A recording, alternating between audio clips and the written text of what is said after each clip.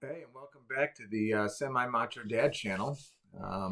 Today, we're talking about canoe tripping again. Yes, we are. And the focus of today is going to be how to pack the gear you need that's readily available. So we're talking about what's in your pockets, what's maybe on your life jacket if it's got pockets, and then what's in your day pack. And right there, readily available in your canoe. Okay. Um, so I'll just start with what's in your pockets, and I quite frankly right now I'm just wearing jeans here. Okay, I don't have anything in my jeans in my pockets right here that I would have on a trip. Actually, they're empty. So I will talk about this life vest, and if your life vest you rented from the outfitter, usually they don't have pockets, so just use your pockets. If you can get a pair of shorts or pants where the pocket zips, that's real nice. Keep things from falling out. So let's just go through what we got here, okay? Um, yeah, I like to have a watch of some sort on me, just so I can gauge what time it is. I like to know what sunrise is and sunset is going into the trip. That kind of gives me a bearing. And if you guys don't know, it usually gets light about a half an hour before sunrise, and it gets dark a half an hour after sunset. That's, if you're out in the open and there's no clouds, okay? Add your variables in to make it darker or lighter. The next thing I've got, like I think I said, if you saw the previous um, clip that I did about radios, this is a walkie-talkie and a weather radio. It's waterproof, okay? It floats. I have this on me. If we're scattered throughout the lake, in different parts fishing, we like to keep it on and talk to each other and let each other know, hey, I'm catching a lot, you're catching a lot. It also serves, if you want to check in on the weather, see my other video to see how that's done. But you turn it on, you go to the weather station, and it'll tell you what's going on with the weather from NOAA, where you're at. So that's good to have on you. You don't need to have that right on your immediate person. This, like I said, if I'm traveling, if all the canoes are together, I'm going to turn this off, throw it in my bag, and not have it on me. But I do like to have it on and chat with the other guys if we're split up. Next thing, this pocket or in pant pocket or in some other very secure place, I like to have my fishing license. I do the cheap version of laminating. I just take some shipping tape the thing up, sign it before I do that, and then put it in my pocket, have that handy. Next, sunglass cleaner. I also like to keep a Ziploc on me. Again, that's just my portable garbage. If I'm fishing, and I've got plastic that I stop using that I'm done using, if you're a smoker and you got cigarette butts, instead of putting them in the bottom of the boat and trashing your boat, you put it out, put it in the bag, and then you don't smell them and it's not making a big mess. Same thing with food wrappers. I like to have this just right there on me. That's my garbage. Okay. Knife, of course, if I'm just for anything, fishing, but that can go wherever. And the last thing, depending on the time of year, if you need it or not, make sure you have your bug net readily available.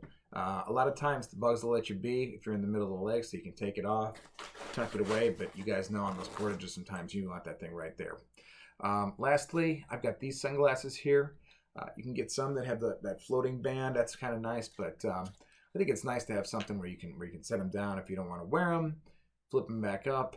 They can stay out of your way. And there are floating sunglasses out there. Obviously, that's a advantage when you're on the water. Okay, so now that we've got the life vest done, let's take that off. Okay. All right. Next, I'm gonna go to the first aid kit first. Always have this like really readily available. This does not really do much good at the bottom of a bag.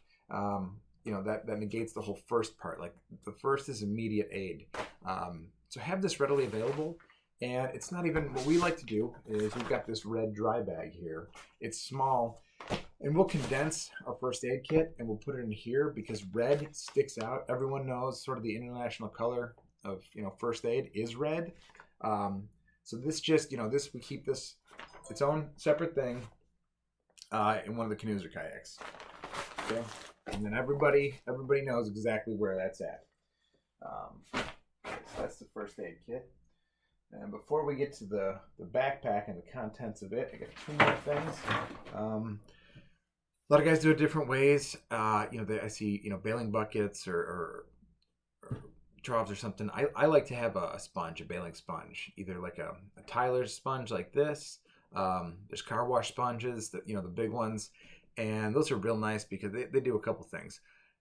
You can get, let's say at the end of the day, you got some water, half-inch in your canoe. A lot of that you can get out just by dumping the canoe over, but you're going to have some residual. And if you're collecting firewood or, the bottom of the canoe is dirty, dare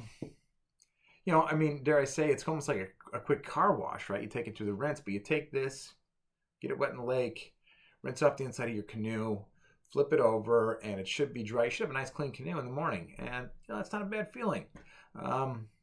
Obviously, too, if your boat is getting water in it, you can take this and just you can get it out of the boat pretty quickly, pretty easily. So it's kind of cleaning and kind of just getting the water out functionally. The next thing, don't focus in. I'm not talking here. I'm not pulling this out to talk about the bag. Ziploc works just as well, but have your map, and this is, I'm just using this right now, but have your map of your route out and available, and in something that if it gets wet, you can still use it the same way as if it were dry. Ziplocs work for that too. And so that's what I wanted to say is you're going to want to have that out and sit in front of you and clip it to something so that a gust of wind doesn't take it and throw it in the lake or throw it 100 feet in the air, or, and you lose it. So make sure that you secure that to something, okay? All right, so now on to the Daypack. First off, I used a pack like this for years and years and years. Just a regular, school backpack, and I would put my crap in there in Ziplocs and just do that. If you're looking for a place to save money, there's so much cool gear out there. You're trying to figure out which one do I want to buy new or make it, perfect. This is an easy place. You got a backpack laying around. You can get some Ziplocs, put them in there. This is going to get wet, sit in the bottom of your canoe. But as long as you get your stuff in the Ziplocs, double bag in Ziplocs, or whatever you got in here, smaller Daypack, dry bags, that works just fine. Okay.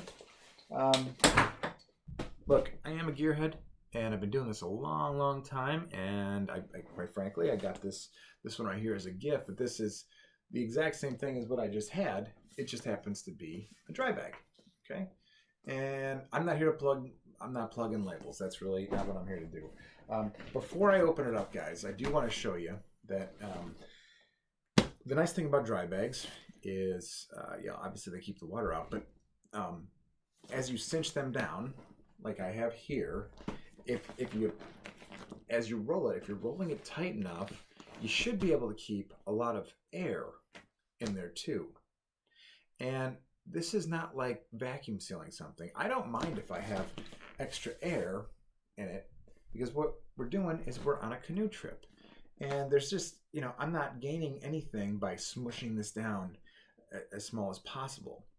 And the air, in the event that, this bag somehow winds up in the water, that extra air is going to keep this more buoyant. So now I'll open this up and we'll look at what we've got inside. What am I bringing? Like I said, during the day. When I go to the boundary waters, I think about 3 bags. I've got my car bag. Okay, that's my clothes that I'm wearing in the car. That's the fresh clothes and towel and soap, for after the trip, right? It's got my food, snacks, and stuff like that. So I have a car bag. That's number 1. Number 2 is like my day pack. What am I going to have on my person, readily available at all time? And then number 3 is the bigger bag that's going to have my camp gear, my tent, my backup clothes, things like that. So what is going to be readily available in your day pack? Okay. Let's start out with toilet paper and some hand sanitizer wipes. I like to just put that in a Ziploc, keeps everything in the same place. Number 2, headlamp. Just bring it wherever you go. Always have this on you, okay? If you go out for the day and you think you're only going to be out for 3 hours, bring this in the event that maybe you find something really cool that you want to explore, and you're like, oh, we're going to get back too late. bring a headlamp, and then give yourself that extra, hey, you know what? Maybe we do get back a little bit late tonight. Or something, maybe you get stuck out there against your will. Now you've got this on you, if you're stuck out, like I said, past dusk. Okay. I'm just going to put this in the face again. Have some extra Ziplocs in your bag. They come in handy. The quart size, the gallon size, they just come in handy for sometimes organizing anything, a lot of things. So that's really nice to have.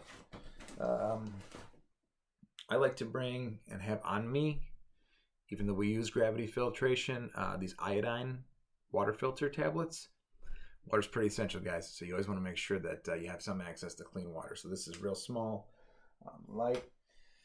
So keep that on you. This can easily be a Ziploc, but this is just like a little tiny kit. It has Ziplocs in it. I've got some hand sanitizer, which actually I would put that in my vest. I would have that on me.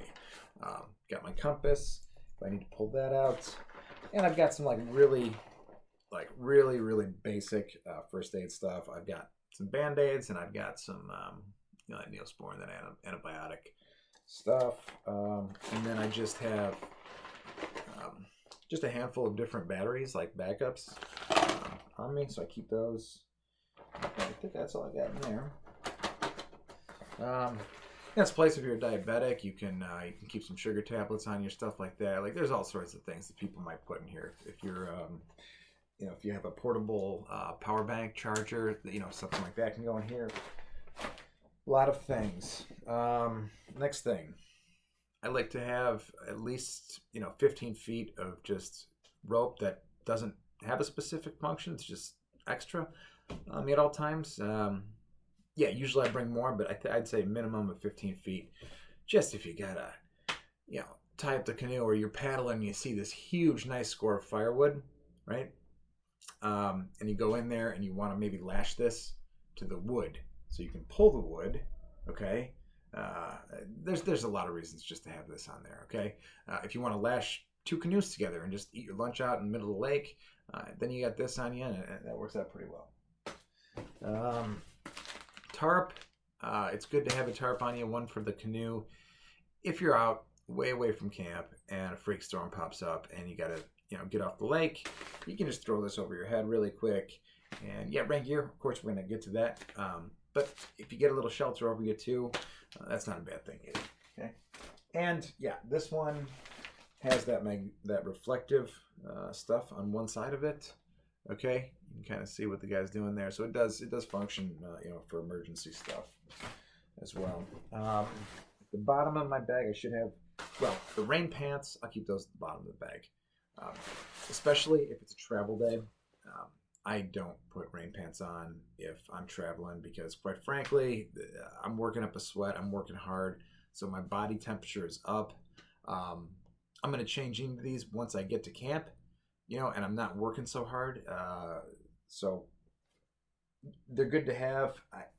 There's circumstances where, like if you were fishing all day, let's say you were drift fishing and it started raining. That's a time where you want to make sure you have these real accessible, because that's a time where you throw them on in the canoe.